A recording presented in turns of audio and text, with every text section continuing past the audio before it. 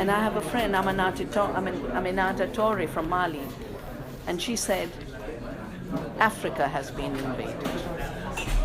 Another means of invasion by European in Africa, from some of the testimony that we've gathered, we have students from an international college in Germany, Robespierre, who testified to us that in Ghana there is a village where in the average living condition, the average life expectancy of the people is 25 years, because there are companies here in Europe, big companies in Europe, who went with all their waste products that are toxicated chemical products, and then dump them in Africa water in this ocean. And some of these things affect greatly the population living closely to this area. And then also most of these electrical products, whether scrap, telephone, batteries, and all these things that have poison, they deposit this thing in some of these Africa villages as a source of waste that destroy this environment, and mostly it is women the first person that are affected, because in Africa it is the women who went out to fetch water in the rivers and in the seas, and most of these waters have been polluted by this toxicated chemical deposed in the water by European company. What do you think about this, and how do you think these things should be changed in the world? You know, there's a poster behind you which says short life products are destroying our future. Some of the people who would like to turn the climate crisis they've created into a new marketing opportunity. There's a lot of language of Bill Gates being a savior of the COP. And he's been presented around with heads of state. And the language he's using is decentralized solar is primitive. They want to appropriate all of the land, the biomass, and all the richness that supports life. And he is pushing a very dangerous proposal for Africa called AGRA, the Alliance for the Green Revolution in Africa, which basically means chemical fertilizers. That's why the first column here is about how much chemical fertilizers and industrial farming contribute to climate change. That's Norman Borlaug, who adapted plants to chemicals. Now the big push is coming from Bill Gates. So this is a toxic economy, and its roots are in war. All the chemicals we use in agriculture came from war. And Bill Gates is the carrier of this toxic future today. And then there are Monsantos and there are Syngentas and the fertilizer companies, whom I call the Exxons of agriculture. They're driving the language of this Yara, Cargill. So we've to get out of this toxic economy, toxic politics. We've got to turn to biodiversity and the earth. And we've got to start realizing that for everything that's produced through toxics, we have an ecological alternative. For the chemical farming, we have organic farming. For chemical fibers, petrochemical fibers, we have natural fibers. And everything that we do with the earth protects the earth, reduces the pollution, creates more meaningful work, increases democracy. So we have two parts very clearly coming out of the COP. A Bill Gates riding high and saying, I took software which belonged to everyone, made it my property, collected royalties, became a billionaire out of nothing, out of stolen software, and now I'll behave as if I'm the big philanthropist. He's a thief. And all of the 1% solutions are solutions of theft. And something extremely serious is at stake. I have a book called Making Peace with the Earth, in which I have a whole chapter on what they're calling the green economy, where they really are appropriating our language of green and then saying, no, a woman carrying twigs to make food, that's polluting. We're going to ban it. People having their own seats, we won't allow it. So they would like to take the 75% economy of the world which is what I call the biodiversity economy, which is all of our countries, which is large parts of the new movements in the north. And they're trying very hard to say, we'll criminalize that. We will define what's innovation, we'll define what's pollution, we'll define what's clean, we'll define what's smart. These are the code words of their new empire. Smart, innovation, clean. We want life. They don't use the word life. They're scared of life. What about the geoengineering? That's part of the fourth solution I mentioned here. And he's financing it. That's why all of you, I suggest, keep track of Bill Gates. He is going to be the biggest continuer of this model that must change. Is he linked with that? With He is biggest financier. Big Biggest financier of geoengineering projects. Biggest. Yeah. And Monsanto too is linked with that?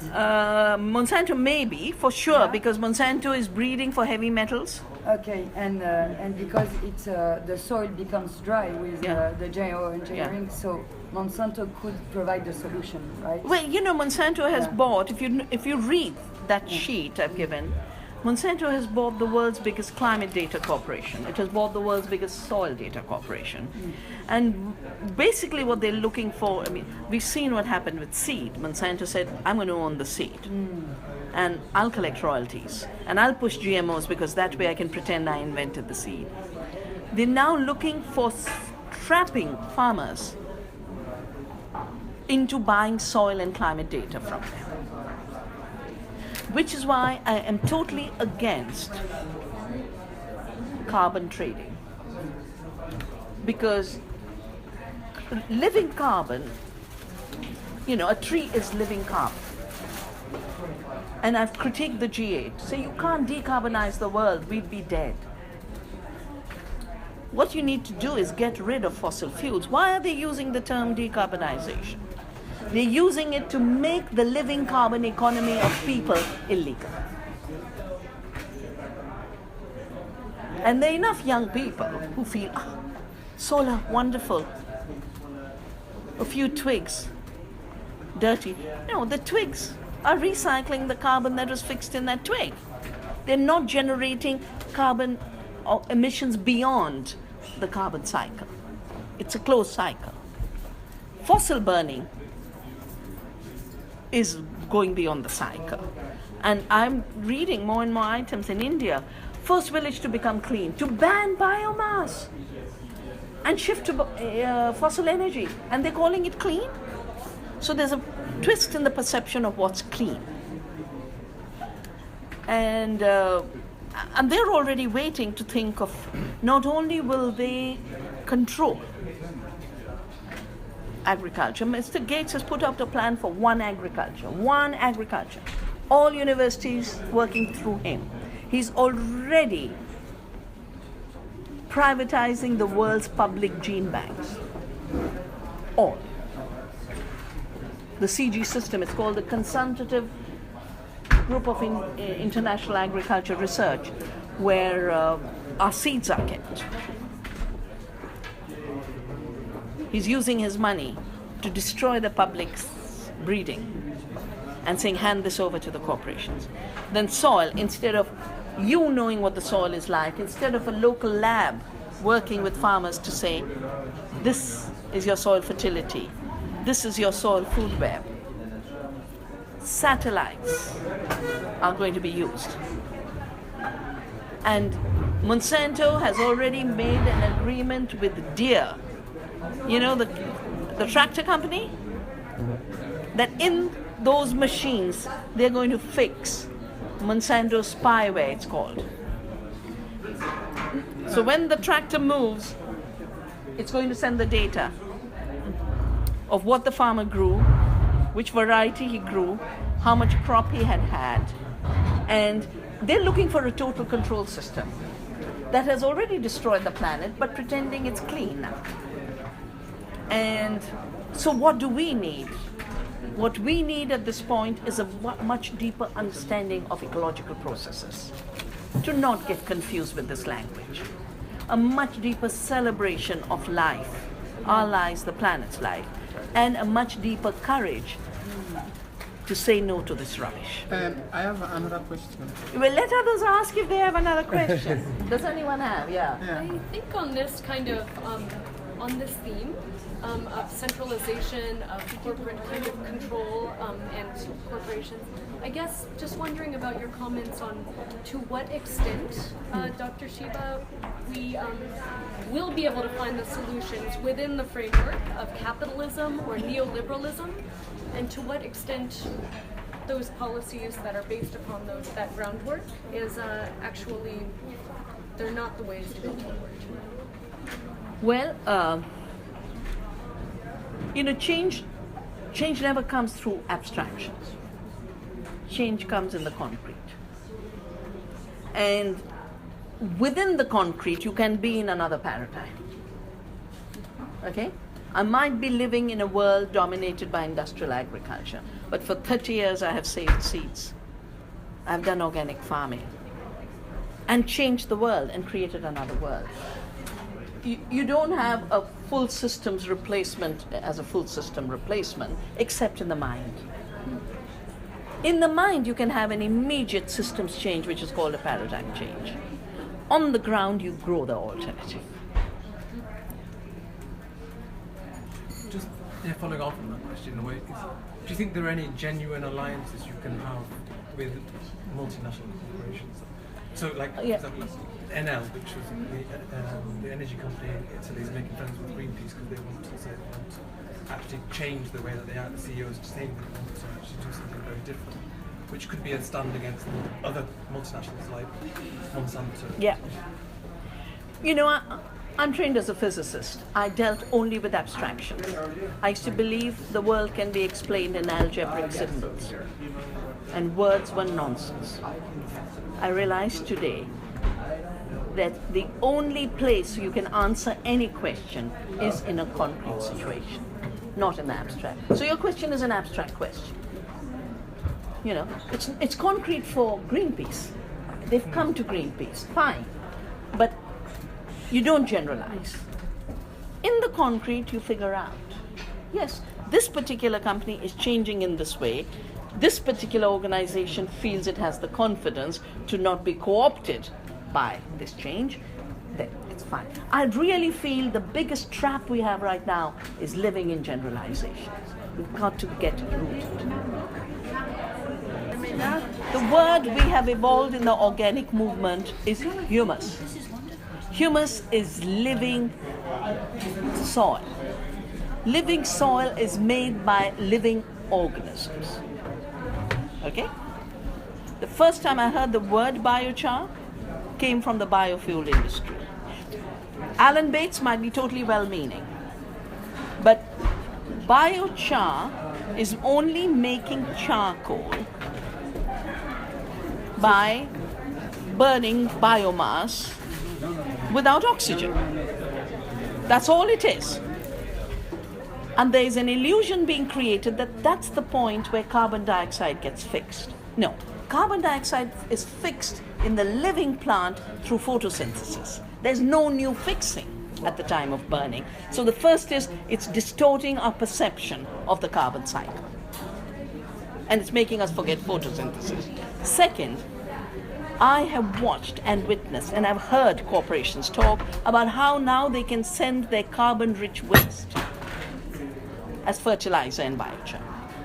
We had to fight Coca-Cola selling its toxic waste, giving its toxic waste in Plachimada as carbon-rich fertilizer.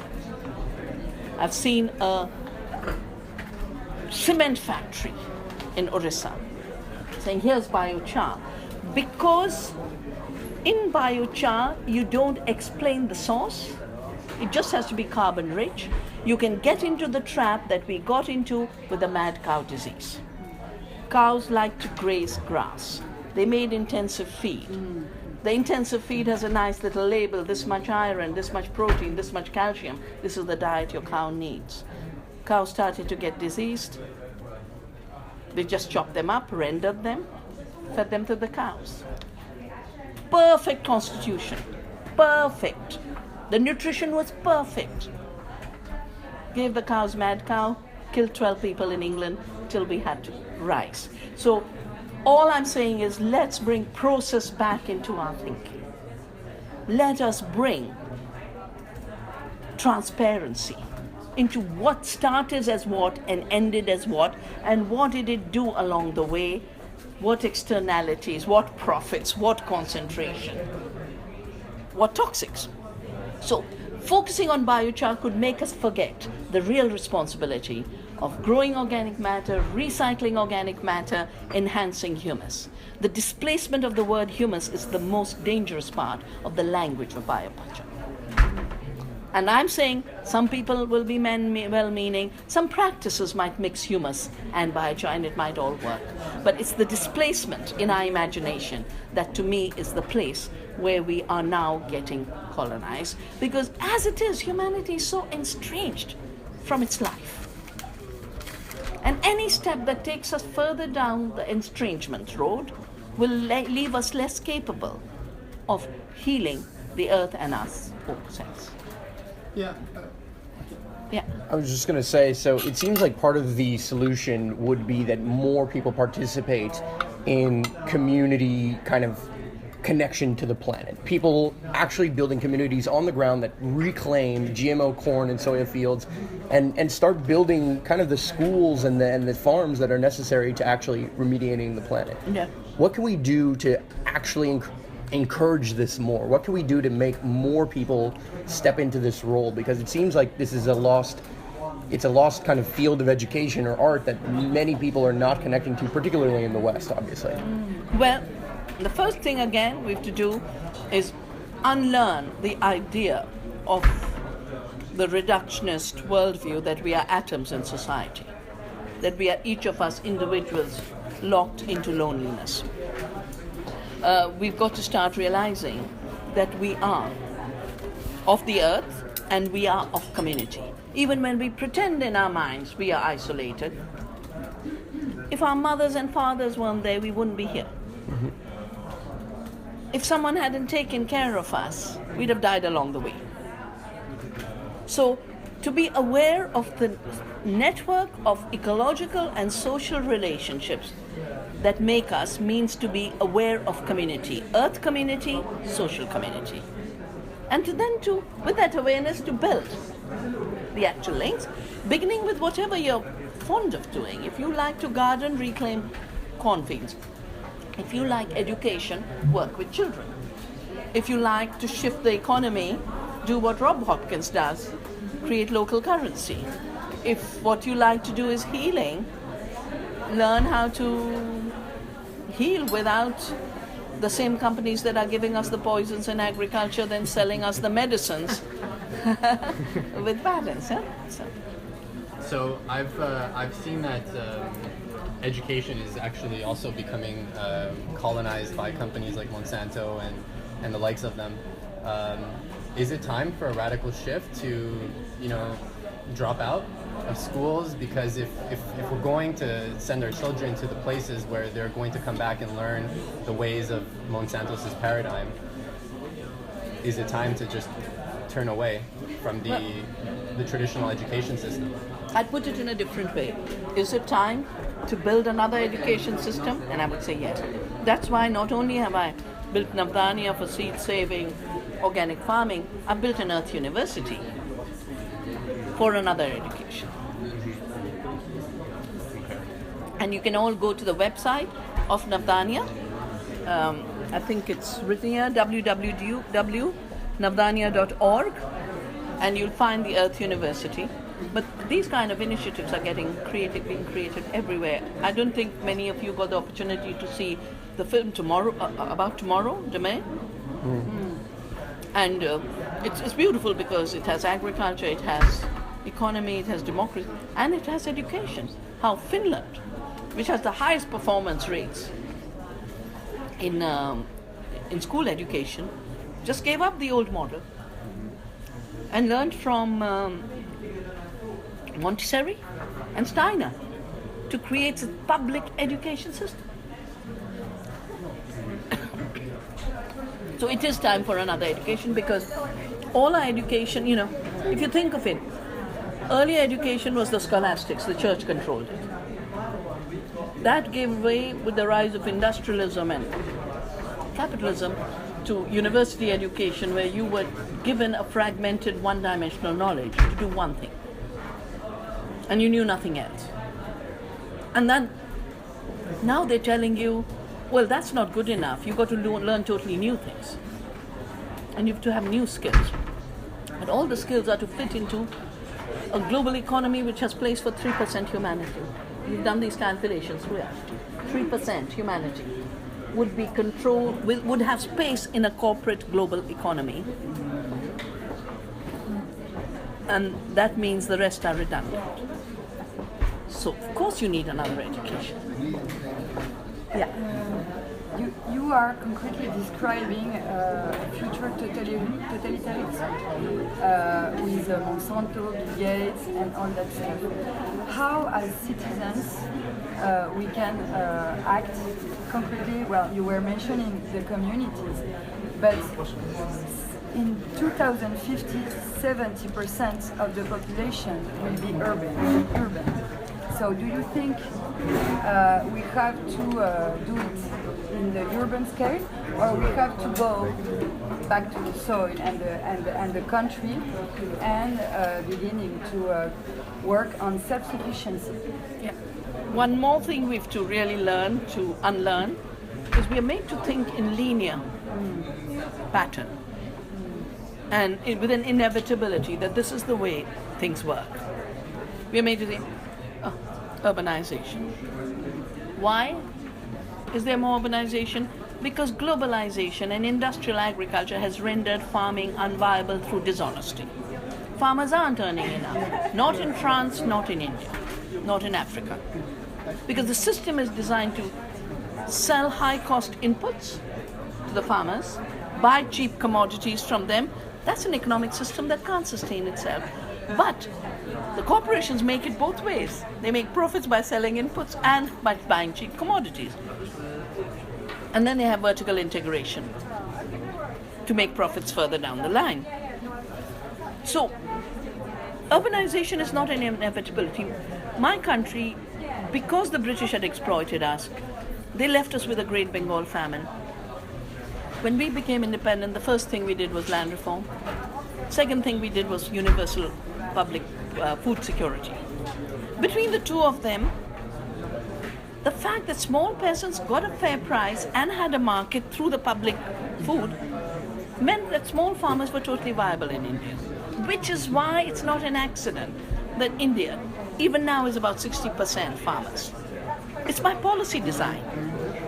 And if we make a policy design that we are going to support small farmers, we are going to recognize agroecology as a science, we're going to ensure no one can pay too little for what a farmer produces. Who would want to be on the land? Who would want to commute 3 hours, live in a boring job, sit at a computer, make money for some speculator? We would have a reverse migration of a huge kind. That's one part of the question. So we need to stop what World Bank wants us to think, inevitable that more and more people will move. No. More and more people could move in the other way if we get justice in place.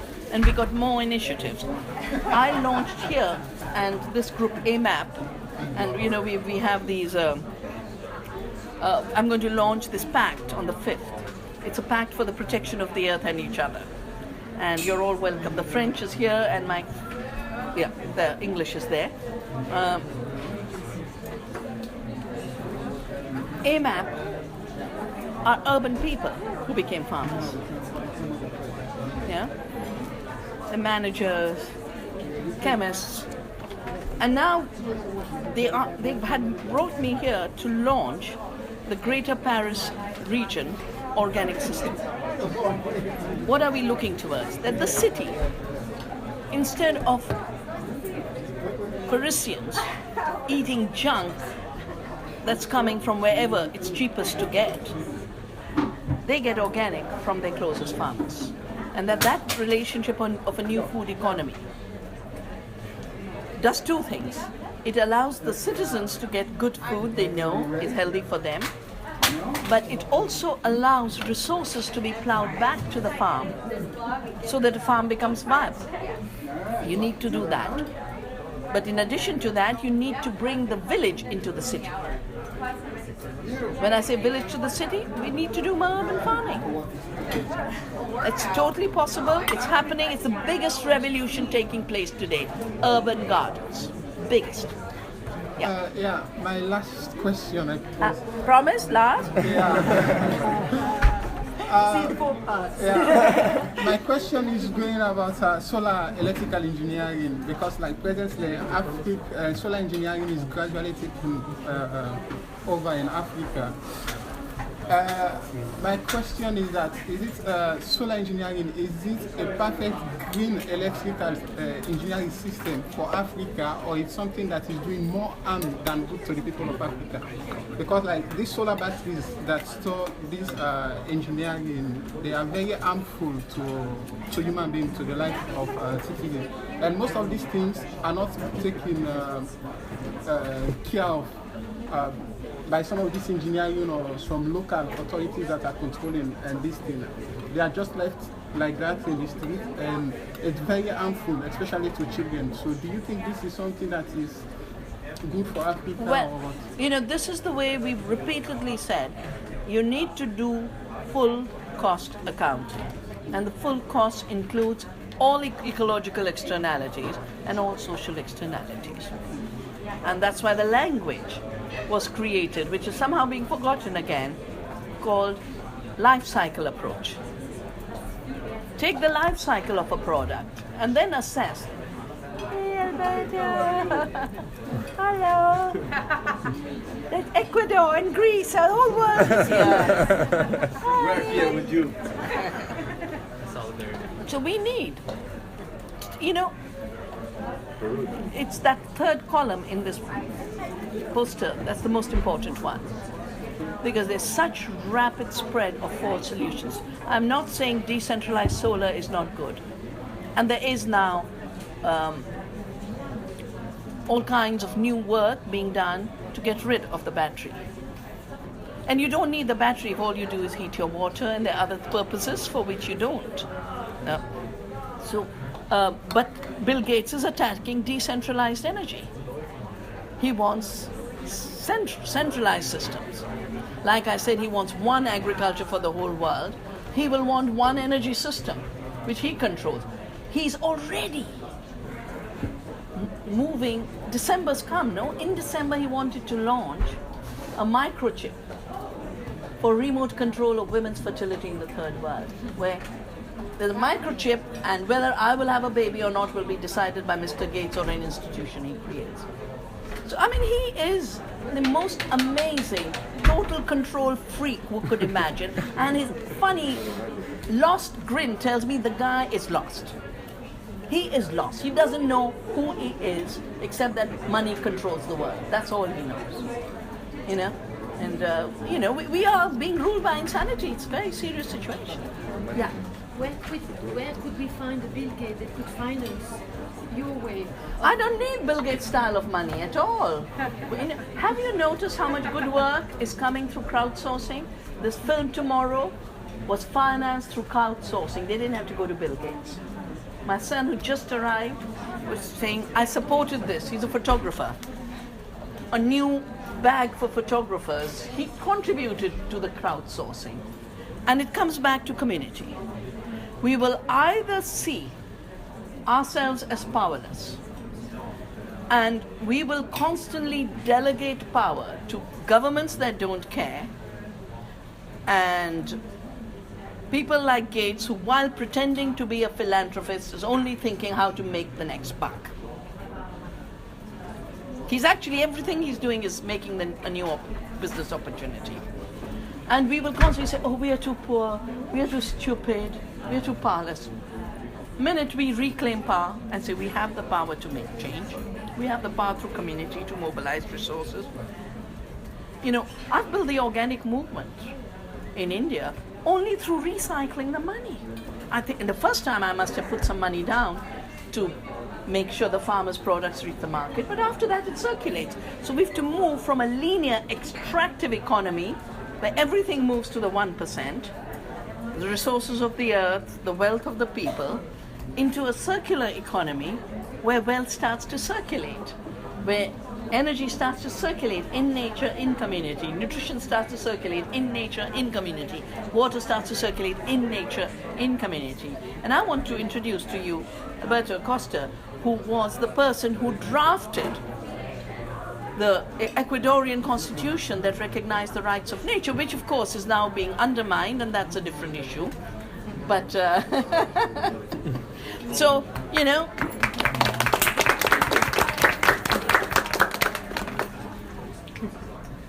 I think that power is removed from government and from the 1% when we remove our focus from them, right? Because I mean, we consent to give them power by following them, and I think we're already starting to do a good job by being here, not doing that, and responding to the grassroots. So my question is, in your experience in India, how do you go about celebrating the farmer more? How do you go about making it more attractive, more consumable for people to want to go back to the rural areas? So the first is, we've turned seed into a celebration. The seed had been rendered invisible. And then it popped up as Monsanto's invention. So we bring out the seeds. Now, do I have? I'm going to show you.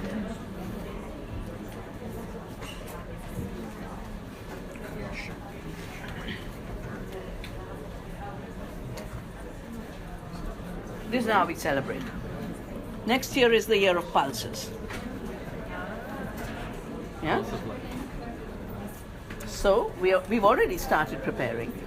I've already done an analysis of how you don't have to take fossil fuels, burn them at 550 degrees, create a toxic fertilizer which ruins the climate, 300 times more lethal than carbon dioxide, kills our oceans, destroys our soils, removes this wonderful protein from our diet, when the pulses do it non-violently with the rhizobium.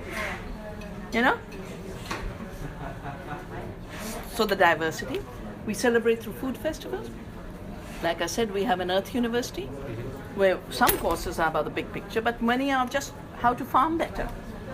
And I have to tell you, in the last 10 years, well, remind me now, Pavlos is here from Greece, and he spent a very long time with us in India.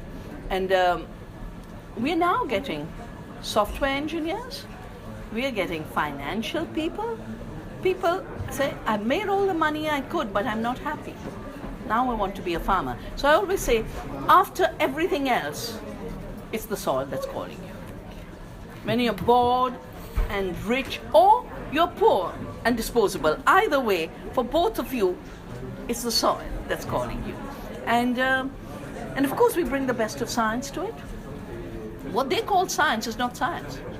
Because if you don't know the soil and its web of life, see, what Monsanto is selling as soil science is what can be measured from a satellite through GPS, which at best can be the chemicals in the soil, but not that invisible mycorrhiza, which is the real life of the soil that makes the human. So all of this, knowledge, practice, celebration, and you've eaten a good meal. I'm eating a wonderful risotto, and I have to tell the chef, it is so good. And talking about, I've been to the COP at Le Bourget twice. It is so miserable. They don't even have water to drink. It's like torture has to be the way you live. And here it is, celebration has to be the way you live. Yeah. So you mentioned that there's, a solution that might come from local currencies, right? Putting in money at the beginning, but then having that money circulate in and of itself within the community. I think fundamentally, our financial system is not allowing us to have that kind of, that ability to let that money stay within the pockets of the people, right? It's always ending up in banks, and the banks are controlling the interest rates, all these things. So there's always this kind of financial engineering that is kind of keeping people poor, essentially. What role do you feel kind of alternative currencies or local currencies might be able to have in, restoring kind of I guess the balance in humanity, the balance in what we really need for those local communities to actually thrive. When I said circular economy, I didn't mean only circulation of money. Of course, yes. Because money is a means at the end of a process. Absolutely. Long before that, you have circulation of wealth. You have mutual give and take. So for the South, for the countries of the South, I think the first step for us is to prevent the commodification of our resources and lives. So I have fought against the privatization of water, and we won every battle. I have fought against patenting of our seeds and biopiracy. I have won every battle on that. The issue of climate change, more complicated. I've written a book called Soil Not Oil, and there will be copies at the table downstairs where my colleagues are there. In Soil Not Oil, I've shown how emissions trading is not a solution, and in effect, what the climate discourse has done is first you allowed corporations to privatize the atmosphere by dumping their waste, the atmospheric waste, into the atmosphere. In a way, climate change is like the garbage dump that we see. It's a landfill in the air, but causing similar problems. Then the solution in Kyoto Protocol was, we will allocate this air and atmosphere to the polluters. So they took our commons second time over and handed it over to the polluters, who then did emissions trading, made lots of money out of it. Pollution was to come down by 5%, went up by 16% in the Kyoto period. And all this is about beyond Kyoto. Now they're working new ways to do more commodification. Carbon trading, soil carbon monitoring, data selling, all of this is commodity. So commodification takes something that is ours and is shared, turns it into a commodity that we must buy from those who stole it. That makes us poorer. 300,000 Indian farmers have committed suicide in this model of seed commodification. If we don't get the full price for what we sell, if we only prepare commodities for the global market, farmers will always be losers. If they grow food for a neighbor, they will always have the circular economy. That's what this AMAP, Greater Paris region is. That's what the Navdanya model of circulation is. Farmers get more. They don't have to commit suicide. They do organic. Nothing goes out. Citizens get healthier food. They don't have to spend millions on healthcare. You do a short circuit, and that short circuit means both sides do better. The corporations, you don't need. I call it the global heart bypass. It's like the arteries of the global economy are clogged with corporate greed. And you can either say, when will I be big enough to do the surgery on corporations? Or you can just say, I'll just do a bypass. Yeah? And the bypass is in our hands to make, and that's the community initiative, that's the ecological awareness, that is the recognition that just because we are of the earth, we come with power. Does the plant say, there's no Mr. Bill Gates to fund me to grow? That's it. That's great. Yeah, I have a question. I agree with you that the problem is Mr. Gates won't stop because we ask him, and we are obliged to live with these people. And how can we deal with them? How can you make Bill Gates or these companies your allies, or will be there a kind of war or a kind of struggle, because it's very important. Bill Gates now is at Le Bourget and we're here at Gare du Nord, but we know that they are very powerful, and if we don't try to get everyone, I think there will be a lot of people losing if we are in a kind of fight. So how can we do to make your solution their solution, and to change the kind of program, the kind of software they have in mind. I just talked about this bypass. Yeah, but bypass, they will still live. They will still be there. They won't. Well, again, when I started to deal with Monsanto, I dealt with the recognition that here's a company which had no role in seeds, wanting to control our seeds. You don't think of Monsanto as the company that controls the seed. You see it as an illegitimate actor that wants to take control of your seed. Now, if you want to take control of your seed, you just stand there and say, sorry. That's what we have to say to Bill Gates. Bill Gates is a newcomer. 5 years, 10 years ago, he starts Agra. Then he's jumping into this. He's already taken over the WHO and the health system, right? We can either say, oh, Mr. Gates has always been powerful, he's always been around. No, he's an upstart. He's an upstart who's a nobody in the history of the evolution of this planet. He's a nobody in the history of evolution of our cultures. He's a nobody in the history of democracy. And I said it's very wrong that governments which are meeting for an interstate, intergovernmental gathering, allow him to stand with them. They are giving up their power of representing democratic societies. And they are inviting him to take control. So, the two things we have to do. First, realize he is trying. It's like someone's coming to steal your house.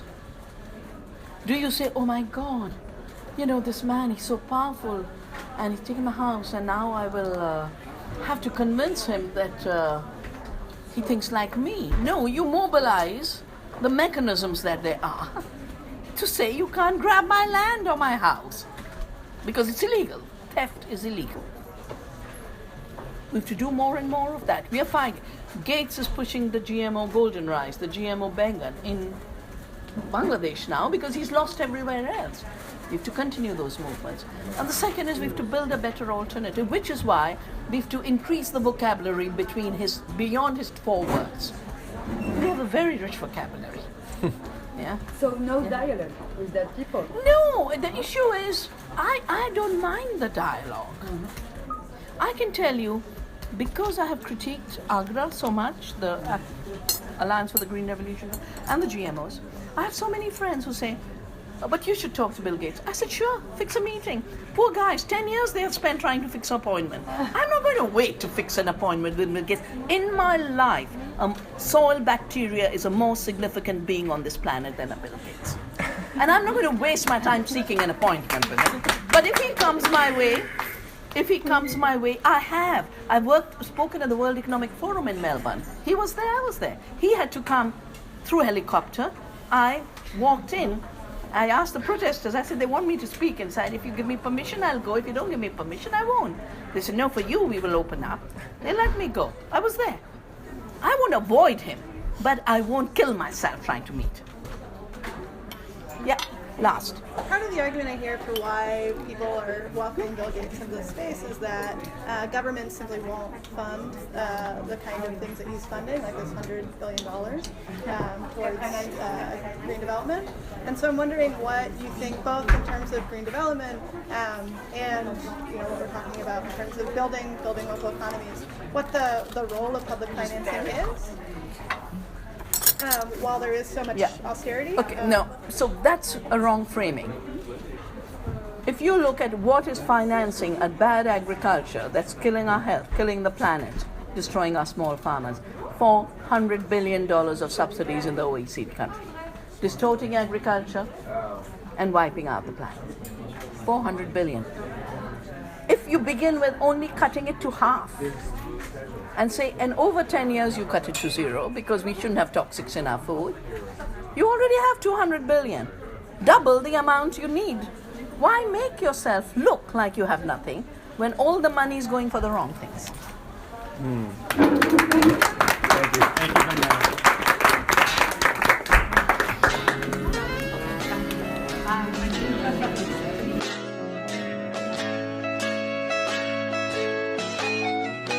Hardship regardless.